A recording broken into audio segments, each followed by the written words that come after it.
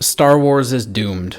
Ahsoka cannot save them. It's not on the same level of cringe as several other recent releases, but so far it's definitely not enough. There's too much nonsensicality, too much reliance upon cliches, too much just fan baiting or whatever it's called, too much reliance on the lightsabers, the aesthetic, the world building. We can't go endlessly in this circle and remain satiated for long. When it's divorced from characters, when it's divorced from character development, when it's divorced from actual interesting, raw, engaging conflicts, it just becomes a chain of endless spectacle. And like, please, can they just stop? That was something else that was good about Andor and The Mandalorian, which I never thought The Mandalorian was very good. I guess Star Wars just isn't my sort of thing. It's just not my sort of show. It's not as deep, nuanced, real, raw, challenging as I want. But, I mean, Mandalorian was good for hopping around the universe, seeing cool, different worlds, aesthetics, typical Star Wars strengths. But that was what was so good about Andor. It took the time to actually get to know a character, a place, a dynamic going on between people. It took time to honor the truth of humanity, which is bureaucracy, government, politics. All is very complicated, nuanced, very human as well. It has its own landscape of motivations and inner conflicts, and there's just too much following the same old tropes. Like, oh, they have another device and they're trying to go somewhere and they need this little piece to complete the device and they need this map to get them to go there, and like, something new, please. In Andor, it was like actual character.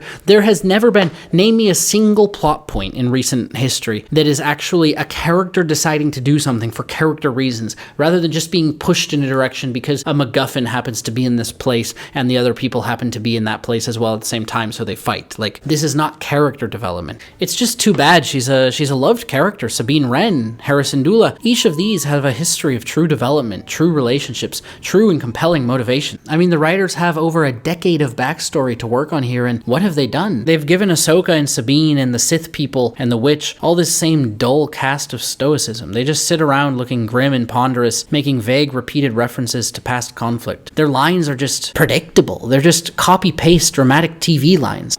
Sure took you long enough. Well, you didn't exactly tell any of us where you were going. That's because I didn't know where I was going. Typical. Always a plan. It's never a good one. Hey, it worked, didn't it? It's so boring. Let's compare to another reunion.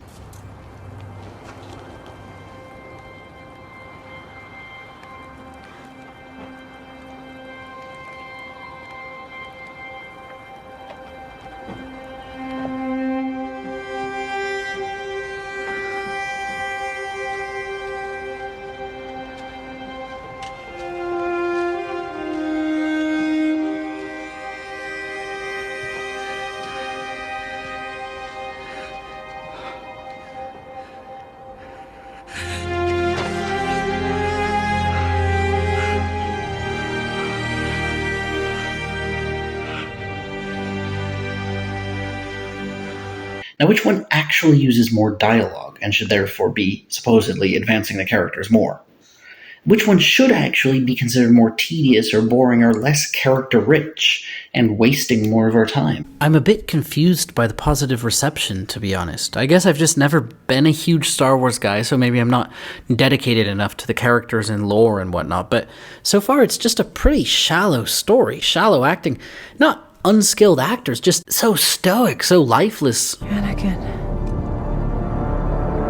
Shallow scripting, most of all, I guess. Going somewhere? Your visions guided me across the stars. More witches. Thought you'd want to be there. It's a big day for you, hero.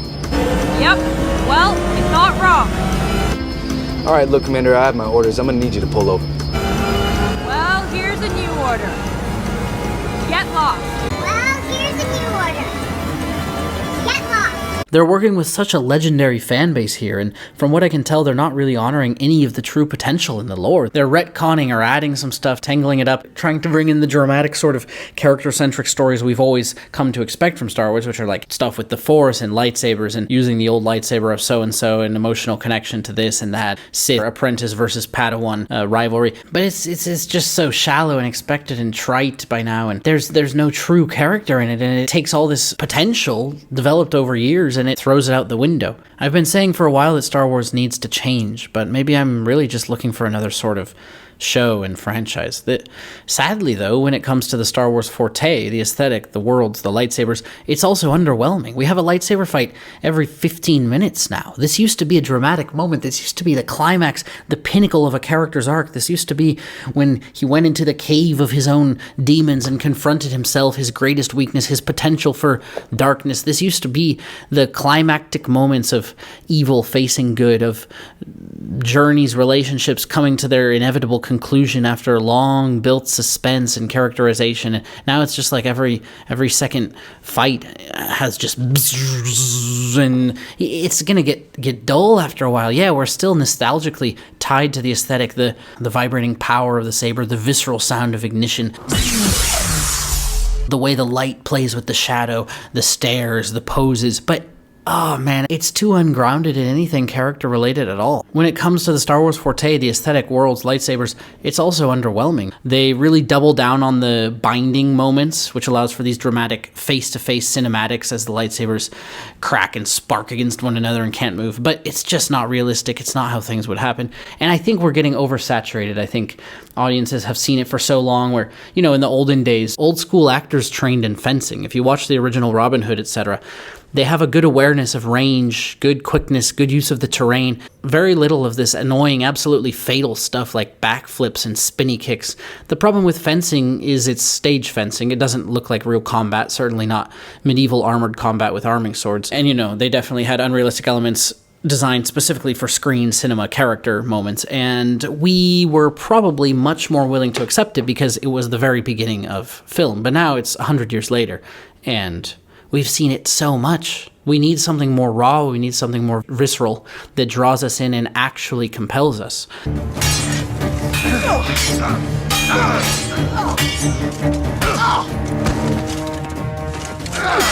Maybe I just overthink everything because I'm an actual researcher when it comes to this sort of thing. I suppose that's probably a factor. It's part of my own job as a fantasy sci-fi writer, so I guess I'm more familiar than the general populace, or maybe just more analytical in my thinking. I'm definitely not like an expert when it comes to combat or whatever. But I think the public in general is also getting wise for a few reasons. We've just seen so much. We're oversaturated. So guys, another related factor I was absolutely bashing was the fight choreography, and my spiel ended up going pretty long. I started to ramble. I went actually in depth, started to look at some other videos, fights from the past, analyze, broke down exactly why I feel they're getting much worse. And they shouldn't. They really shouldn't. Like, compared to 50 years ago, obviously our choreography is better in many, many ways. But then we're losing ground in other areas, and it's just making the whole thing seem a bit absurd in some ways. I don't know if this is a factor of Disney trying to make things kid-friendly or just trying to make things dramatic in a weird kind of juvenile way that will appeal to this constant upcoming generation that's just going to watch the next thing. Maybe streaming is just financially doesn't depend on making good films. Maybe this is a problem, and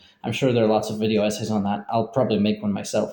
But anyway, I made a sort of longer thing analyzing fight choreography, which has been abhorrent. I don't know why. They definitely have the capability, and they've definitely shown good fight choreography in some moments. But the fight, oh man, and it's in Ahsoka, it's been terrible. It's been terrible. So I ended up cutting that video. It ended up like 10 minutes long. I'll probably make a comprehensive fight analysis in the future, but this one for now just focused on Star Wars, and I'll link it below. Check it out. But for now, back. The conflict should be tangled inextricably up in character journey. A decision should represent a turning point for a character, should lead them to a situation which reflects who they are becoming. Each situation should in turn present them with a new array of questions and choices which ripple outwards across their relationships and motivations until the landscape of their world, their story, is different than it was in the past, and they're no longer the same person. We can imagine them doing different things. We can look at the past and see how they would have overcome each obstacle differently. We shouldn't just have an endless chain of chases and puzzles to solve. I might be tempted to cut them a bit of slack and say, look, these are rich and well-loved characters,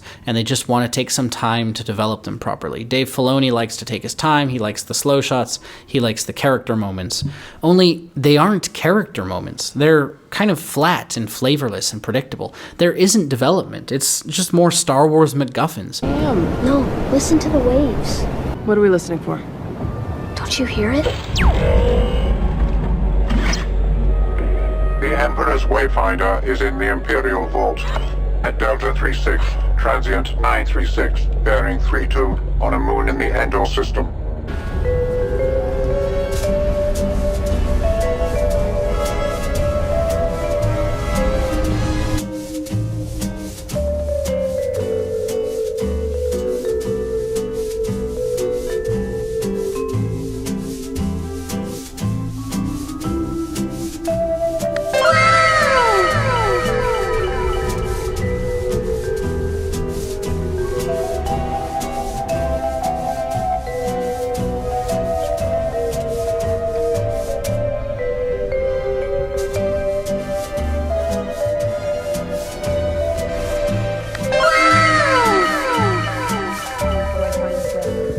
It's not slow because it's building a Game of Thrones or Andor style depth. It's slow because they linger on these aesthetic drawn out shots, and they give lots of little jibes and stares and vague allusions to things which are, in the end, just kind of shallow and predictable past sources of conflict. I don't understand why things have to be so difficult. Well, considering your history, I'd say that's expected. She's still just as stubborn and bullish as ever. She's Mandalorian. Things didn't turn out the way either of us wanted. Like, I wish they didn't make it so obvious who's good and bad in the various governmental bureaucratic interactions. I wish they didn't keep sending droids to do things which only ever lead to this.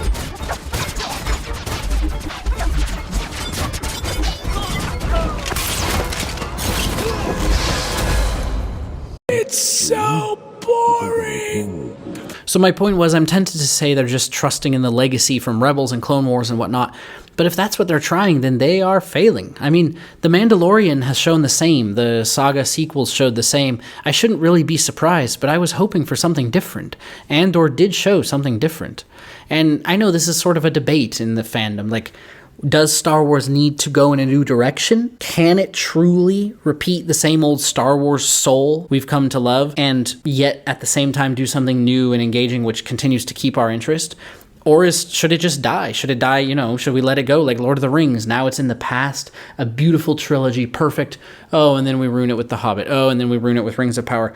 Maybe it's time for Star Wars to remain in the past, ever rose-tinted behind those nostalgic lenses. I personally think it should go in a new direction, keep the world building and aesthetic and, lightsaber cool stuff, and keeps the spiritual focus, the Force, but deepen it on a character level, deepen it with true philosophical complexity, ask new questions, don't just tell these same cycles over and over and over again, because it's not going to be sustainable. And it's a pity because the actors have talent. We've seen them in other things and they're decent actors. Rosario Dawson in particular should have a chance here to flex her chops a bit, get into a well-loved and well-developed character, try to convey some of that history on the screen in live action for the first time. But they're all just stoic. They just kind of sit around and stare and make vague, grandiose remarks about past conflicts and past wrongs. Their lines are just utter copy-paste. Like, I think I already said that. Utter copy-paste. It feels like they just have a warehouse of TV lines or even video game lines, and they're just kind of throwing them in dramatic sequence. Going somewhere? Where did you find this? In a world named Arcana. Before the end of the Clone Wars, I walked away from him. Just like I walked away from Sabine. I'm sure you had your reasons. You've learned nothing. Don't say that. We have former Imperials working throughout every level of the New Republic government, and they have all taken an oath of loyalty. More witches.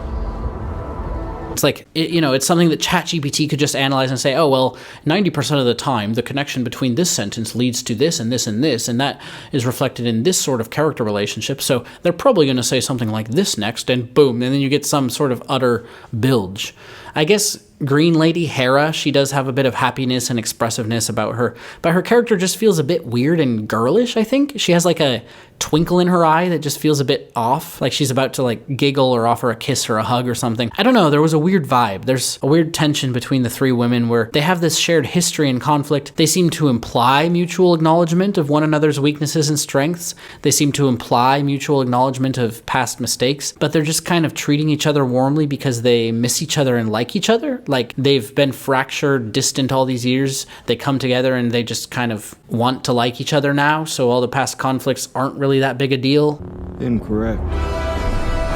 With the depth of conflict that was implied, the depth of conflict necessary for Master and Padawan to separate, it's just bizarre how quickly everything falls into order. And unless it's like Ahsoka's so concerned over Ren's devolution that she feels like she's the girl's only hope for guidance, maybe it's some sort of sacrificial thing where she sighs and takes on this childish burden of a girl. Otherwise, given the supposed rift between them, the whole thing got resolved so quickly. The first bit of dialogue which actually moved their relationship in a new way was Ahsoka calling her Padawan. Her being accepted was the first change, the first communication of something other than past conflict. Aside from that, they acknowledged their conflict and didn't really talk about it at all. Ahsoka started episode 1 evidently content with her past decisions, despite any internal conflict she might feel. Ren was evidently content with her past decisions. Then she goes and messes things up more, demonstrating carelessness and weakness, which needs to be developed. They have a few more staring drama moments, and then that just convinces Ahsoka to take her on as Padawan again. It's just too vague and ungrounded. They're weaving tension out of nothing, nothing, and it just ends up feeling odd. Also, to appreciate the backstory of these characters, which again I would suggest isn't really consistently portrayed here, to appreciate that backstory you have to be familiar with so much historical stuff, so much lore, and that's another problem with the entire franchise. That's another problem with the blockbuster franchises in general nowadays. We aren't writing new sagas, new franchises, and we aren't even writing new stories in the sagas we already have. We're looking ever backwards. We're appealing to emotions generated by better writers, captured by better directors, from an age that already has the benefit of those rose-tinted glasses that come inevitably with storytelling legacies such as this. I mean, this thing started in the 70s. We can't recapture the old magic just by telling the same story over and over again. No character, besides those in Andor and maybe Rogue One, has demonstrated anything new in terms of character arc, motivation, familial bond, politics, trauma, psychopathy, anything. And it's all just gimmicks and MacGuffins. Characters don't drive the plot at all. And, oh man, those battle droids are dumb, or assassin droids, or whatever they're called. Like, they announce self-destruct. It takes about 40 seconds to activate. Why do they want to destroy the only copy of that map if it's so important, not only to Ahsoka's cause, but to theirs? Why don't they just shoot her from far away? Why don't they make droids better already? Why don't they use, like, a bomb or something? I don't know. I know, it's Star Wars. We have to accept it. It's all part of a space opera like this, and it's not true hard sci-fi. It's not realistic technology, like cameras, for example, would make it incoherent. Isn't there a scene in Revenge of the Sith, in that beginning battle, where Grievous or one of his droids sees Anakin and Obi-Wan running down a hallway and imprisons them in something called a ray shield? General, we found the Jedi. They're in hallway 328. Activate ray shields! Ray shields.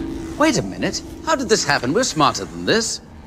Apparently not. Doesn't he have like a bank of cameras on the bridge? And wouldn't that change so much of Star Wars? Doesn't the presence of a simple camera or whatever throw away like every other infiltration sequence? Second, how is R2-D2 able to control entire spaceships from any computer port wherever he is, but the spaceship operators themselves never have control over things like locking doors or having cameras or anything like that? Anyway, back to Ahsoka and the doom of Star Wars. It would be difficult for me to name a single plot point from the past 8 years that couldn't be substituted for any other. Let me explain what I mean. Let me make one up. Maybe they can use it in their next installment. Scriptwriters, jot this down. Things are progressing around the galaxy. There's some faction we support and some faction that we don't. And one or the other is dominating, and one or the other is sort of on the run and in the outskirts. One or the other has some momentary advantage, like a piece of tech or a map or a hostage, which the other wants. One or the other is nearing the key moment when they're going to use this momentary advantage. It's into this that our character is dropped. Let's flesh this situation out a bit, give it some names. There's some sort of technological thingy or person they need to access. We'll call it the Galactic Plasmatine Hyperbomb. See the echo of where it all is going to go. And instead of destroying the Death Star, he destroys the ship that controls the robots. Again, it's like poetry, so if they rhyme. Every stanza kind of rhymes with the last one. Oh, do not worry, George. They have not lost the rhyme of that stanza. We'll call it the Galactic Plasmatine Hyperbomb. To find it, though, they need a piece of technology called a Waymap Finder, which was last in the possession of a bounty hunter who received it in exchange for Catan Lee, who's been kidnapped by the Galactic Fascists. The Galactic Fascists are holding her in the Kudaban system, which has some random thing going on with blockades and smugglers and maybe mining special oils from a strange aquatic species. So our character, Theodon Rowe, or Theodana probably, goes to the Kudaban system and asks the locals for help in rescuing Catan Lee from the Galactic Fascists. The locals are poor and downtrodden, so maybe they're not completely on the up and up. Maybe they do have some nuanced qualities, like they don't just want to help out of the goodness of their hearts, but oftentimes their cups do just kind of runneth over with goodness. So our character, Theodana Rowe, helps them do something like secure a drive for a ship so they can escape, or destroy the galactic fascist grip on the mining industry, or infiltrate the blockade, maybe set the aquatic mammals free. All sorts of good kumbaya, collective, rebel type stuff, you know. That's the side with more colors and more races and more art. And then they help Theodana Rowe free Catan Lee. Great. She asks Catan Lee where the Waymap Finder is, and Catan Lee helps them find the bounty hunter who first captured her. There's no real reason for them to require her help in finding the bounty hunter, but it's just a way for them to fly around some more and see some more weird creatures and get information that they could have probably gotten some other way and blow up another couple places. But maybe they don't need Catan Lee to find the bounty hunter. Maybe they find the bounty hunter first, then realize Catan Lee is the only one who can read the Waymap Finder. So the bounty hunter has the Waymap Finder, but Catan Lee is the one who can read it. Whatever case, the whole Kudaban scenario with, seeing a new culture, helping locals, kumbaya, saving the whales, sort of happens on another planet where the bounty hunter is hiding out, and they finally manage to apprehend the bounty hunter. Unfortunately, however or whoever can help them read the Waymap Finder reveals that it's incomplete. There's a key, you see, which was separated from the Waymap Finder as a safeguard against just this sort of situation. There are ciphers here I can't read, but he said to get there you need one of these. A Sith Wayfinder. The key is in the homeworld of the creator of the Waymap Finder, a world famous for, you guessed it, some sort of creature and culture and conflict going on. Maybe somewhere along the way you've run into someone else looking for it, or maybe they didn't tell you they were looking for it, though this sort of cleverness and nuance is lacking in many Star Wars installments. Maybe you've made an uneasy sort of truce with this fellow hunter for the Waymap Finder and the key. This other party, let's name her Vixen Frau, is competent and charismatic. She makes lots of quips and possesses unusual capabilities, but she's also rather mysterious. She's saved you on a couple occasions, but then you're not sure how much her saving you actually means because, well, she wants the Waymap Finder too. So you go together to the homeworld of its creator, and it's there that Vixen Frau is tempted to betray you, or maybe she actually does betray you. You've developed some affection for her at this point, and it's with an empathetic sort of frustration you track her down and defeat her and prepare to take the Waymap Finder key for yourself. But then she tells you her backstory. She was an orphan. The galactic fascists blew up her home to establish a mine. Her parents were forced to join the labor crews, and she was left to fend for herself, maybe spirited off planet by some kindly man who's now sick. She wants the Waymap Finder because someone has offered money for it, money which would help her cure the kindly man, or rescue her parents from the labor crew, or escape it all or something. Quickly you take pity on Vixen Frau, realizing you are not the only one with righteous motivations in the universe. It's an easy fix though, because people with righteous motivations are always going to be able to band together and use Waymap Finders for their common goals. That's how we're gonna win. Not fighting what we hate. Saving what we love. Fortunately, no aim or agenda can possibly come into conflict with another if both are motivated by good people. Counter-Crossway's aims only come from guys with clean ships, aesthetically and spaciously arranged, lots of grey and black and white, ships crewed only by humans without any of the other countless cool, groovy creatures that populate the galaxy. Alle übrigen Systeme werden auf die Knie fallen vor der ersten Ordnung und sich an diesen besonderen Tag erinnern, als den letzten Tag der Republik! So, everything is reconciled. Vixen Frau essentially just sells the Waymap Finder to you and the Freedom Fighters because you immediately accept and trust her, welcome her into your council, and integrate her into the highest levels of command so that by the next installment in the franchise, she can be commanding her own ship or whatever. What luck! A plucky, charismatic orphan manages to gain the freedom she's been working for years, with nothing but her charm, dishonesty, and betrayal, and possessing talents which are on peer with the elite of the freedom fighter resistance, but which evidently didn't get her anywhere until now. The only problem is, after a while, it starts to get old. The same old lines and waypath finders and poor orphans only doing bad things because they're desperate to get off planet. They're not even really doing bad things, actually. They're just trying to get the same waypath finder as our protagonist, pretty much just to sell it because they wouldn't want to destroy the universe themselves. So they fit in perfectly with the freedom fighters. And it just starts to feel old because it's always the same and there's no true character to any of them. So our new bland of plucky, noble pirates finds the key, maybe has to translate something, completes the Waypath Finder, which then leads them to the galactic plasmatine hyperbomb, which, if you remember, was the goal all along, and now they're nice and unified for a final fight to save the world. The enemies, of course, have just sort of been there all along or shown up at exactly the same time and need to first defeat the plucky rebels in order to use the galactic plasmatine hyperbomb. It's written into the very physics of Star Wars. You see, right down there with quarks and gluons in hyperspace and the ability to heal from lightsaber wounds. Well. He is the chosen one. He will bring balance. I have a theory, by the way, on that. It has something to do with midichlorians and the Chosen One, and Qui Gon was killed, you see, because there weren't enough midichlorians in the universe at that point to save him. And then when Anakin came into being, well, I guess Anakin was still young, you see, so he hadn't yet grown enough to network with the midichlorians to bring them into being. And then once Anakin started becoming more of a thing, he got this like vast interconnected node of midichlorians spreading out from him, interacting with everyone he interacted with and touched. And, you know, the whole galaxy basically was affected by him. He brought balance. So Qui-Gon, you know, now being dead, wasn't able to be healed. But everyone else who's struck with lightsabers is now able to be healed, depending on the needs of the story and the goodness of their heart, because it's all driving the universe forwards towards this balance of the Force. Anyway, alongside those laws of Star Wars physics, there's also this one. The timing of any interesting event is such that it will always coordinate exactly with the timing of other events involving precisely relevant parties and precisely relevant technologies and locations, such that an interesting climax will occur. Forget about characters that actually have contradictory convictions or traumatic pasts which tweak their goals and perceptions of the world. Forget about anything like real family conflict, complex political and economic motives, anything resembling arcs from lesser to greater virtue, discipline, and capability. Forget about regimes that actually have to function, governance and hierarchies that have to remain stable across multiple worlds and cultures in an age of such destructive technological capability. Everyone knows it's much more noble to fight against a tyrannical regime than it is to design and then sustain a healthy one and to dominate the inner conflict, the inner dark and light within each of ourselves, within our system itself. And it's so much more exciting to fight too. You get to point outside of you and say, that's the tyrant. You get to blow him up and steal his things and forgive poor orphans of their treachery because they were enslaved by him. You get to set them free. That's how we're gonna win. Not fighting what we hate. Saving what we love.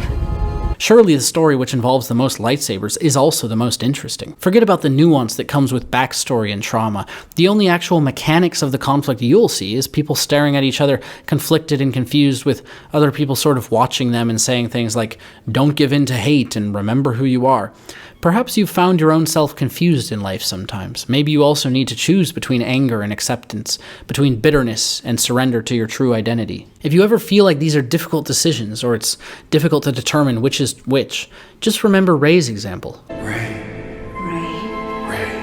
bring back the balance, Rey, as I did. In the night, find the light, Rey. You're not alone, Rey. Alone? Never have you been. Every Jedi who ever lived lives in you. The Force surrounds you, Rey. Let it guide you. As it guided us. Feel the Force flowing through you, Rey. Let it lift you. Rise, Rey. We stand behind you, Rey.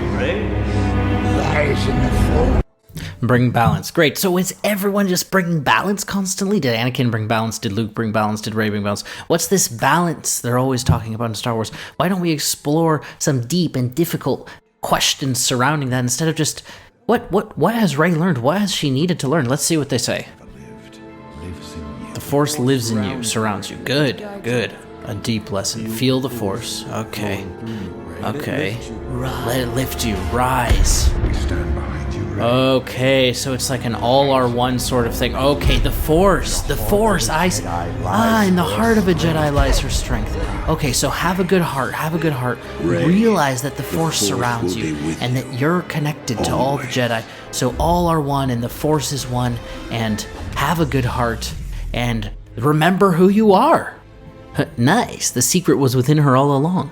Wow, this is just very profoundly connected to exactly the conflicts Rey has lived and the weaknesses that she has overcome and the doubts that she still has are now being resolved. Like, what has she learned? She needs to let the Force lift her up. Okay, she's always been doubting that. Okay, when, why, where, how? What is the lesson here? She just found out. She just finds out she's Palpatine's daughter at the end, so that can't be part of her journey. She thought she was nobody for a long time, and that doesn't end up being part of her journey. But then she's not a Skywalker. What? Oh, I feel something. You feel it? Yes, I feel it. That's the Force. Really? Wow, it must be really strong Oh, with I've you. never felt anything. It seems like they're just injecting lines that seem like they should be connected to character journeys, that seem like they should represent climaxes or revelations or the overcoming of certain weaknesses or the conclusion of certain journeys, the facing of certain monsters in the cave, and yet they're not connected to any story things that actually happened. Okay, I rambled off a little there and got a bit mocking. Some of that was more just me and my own preferences and doesn't actually represent a decline in Star Wars storytelling, but a lot of it does. Think of the plot I just outlined. Think of the recent stories. It could be slotted into any movie, any character arc, and it would not really change anything. However bad the prequels might have been, you'll notice the nostalgia growing. Some of this is undoubtedly just because they're farther back in time, where growing up, we start to look back wistfully. Some of it is because they did have qualities, which we acknowledged always. They expanded the world, the lightsaber fights were better, the actors were solid despite the horrid scripting, and they did have character arcs. Padme, Anakin, Obi-Wan, Luke and Han and Leia. There's relational dynamic, give and take. There's fondness formed and mistakes made, risks taken, romance. They were chasing gimmicks around, sure, but they were gimmicks we cared about. Luke was going after Han and Leia, going after Han, going after training and mastery of his mind, going after his father. Clearly character motivated. I guess Mando is sort of always motivated by character, by his connection to his people and his protectiveness of Grogu, but it's just not the same. It's all gimmicks nowadays. Anything new would be interesting. Otherwise, the 70s nostalgia is just going to fade. Everything's going to become diluted, redundant, echoing in the cold, stainless steel annals of our archives until it haunts rather than enchants us. We're watching it at this point because we're still connected. We hope it can be saved. We want to be invested. But it's like watching a Legends football match when the former stars are old and fat, descending into drugs, tangled up in scandal, when their playing style is flat and depressed. You hope for something glorious, but in the end you just feel cheated. When the sequels were coming out, I would often tell myself I had just never been a Star Wars guy. The entire saga had just never had a very compelling focus on character, relationship, and nuance. It was just a fun, kind of aesthetic spectacle from my younger days, imaginative, world-building, aliens, cool. Yeah, the originals and the prequels were kind of low resolution, vague, soap opera-ish in their emotional twists and turns. Like it's never actually clear why Luke feels good in Vader and why Vader's evil. But there was always a heart of organic believability there, founded on earnest scripting, earnest acting, earnest. That's something I find myself repeating a lot these days, as I complain about the decline of storytelling in our era. It doesn't feel so earnest anymore. So long, Sky Trash. Who's that flyer? Take a guess, Spice Runner. I have a series coming up on how to write compelling characters, and the first episode is going to ask the question, is storytelling actually in decline? There are other factors, like nostalgia, obvious and overwhelming. There's the simple oversaturation of our digital age, the isolation of consuming story always at home, always on our laptops and our phones, all the time, 24/7. Story used to be a communal thing. It has a collective spirit about it which catches you up and possesses you. This was already diminished with the silver screen, of course. Any sort of screen, by definition, detaches us from the performance of a story. But the communal aspect is still stronger in the cinema than it is, say, with streaming.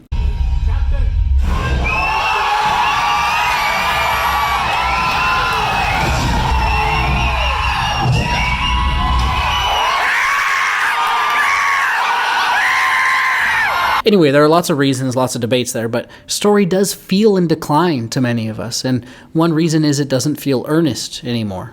The originals felt earnest, despite their occasional bizarreness. I was willing to believe Darth Vader had good in him, just because it was the sort of question they were asking. I was willing to consider whether Luke should have freed his friends or stayed to train with Yoda. I was willing to consider whether striking Darth Sidious down might actually be somehow too angry and hateful and result in a turning to the dark side. That's a point, by the way, which just never makes sense in these, like, strike me down, and it is secretly his plan, because in striking him down, Luke would become... Like, what, does the evil guy always need to die on accident? Is that the lesson for life? They weren't very complex or well-developed conflicts, but they were fun and engaging, as... Star Wars endlessly continues, though, and as the same old conflicts cycle around, we need more depth and grounding. We need real characters. The originals were a sort of space opera hero's journey, good for a single run. They injected us with imagination and color of these galaxies, these cultures, this very mystical and aesthetic idea of the Force, the romantic colors of the lightsabers, the sense of everything being built on generations of legend and lore. But this is unsustainable. You can world build as much as you like, but if you don't have characters, you're not going to be able to tell stories. It might be good fodder for D&D, but the D&Ders are going to be having more fun because they're going to be inventing stories and characters. This is why this endless cycling feels pointless. I find myself clinging more and more to the aesthetic and the world building. It's the only thing of value anymore, and it's just not enough. That's why Andor was engaging.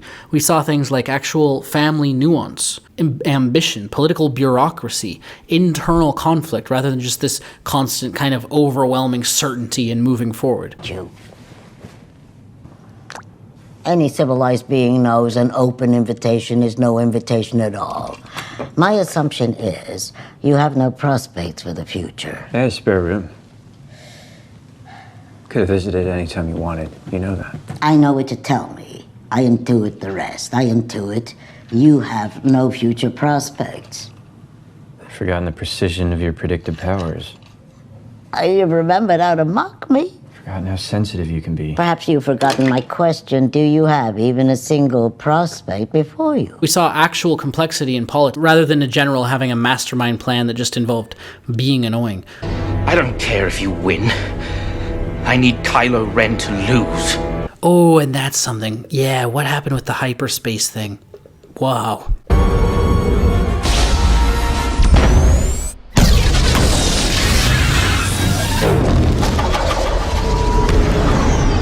Two seconds later.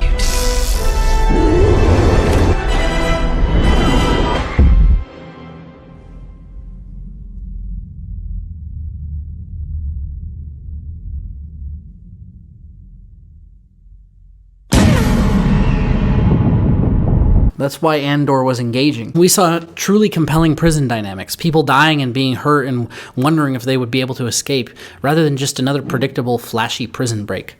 We need something new, or Star Wars is doomed. There's a problem nowadays, and it's manifest in everything, but most obviously in Marvel, in Rings of Power, in Star Wars, in Disney. We need something unconstrained by so much financial ambition, bloatedness, legacy expectations, studio investors, political messaging, the costuming, cinematography, set design, all the Star Wars-y space opera things. It's good. The problem is Star Wars needs to be more if it's going to continue, and if it's not going to just ruin its legacy. It needs to be more or it needs to stop.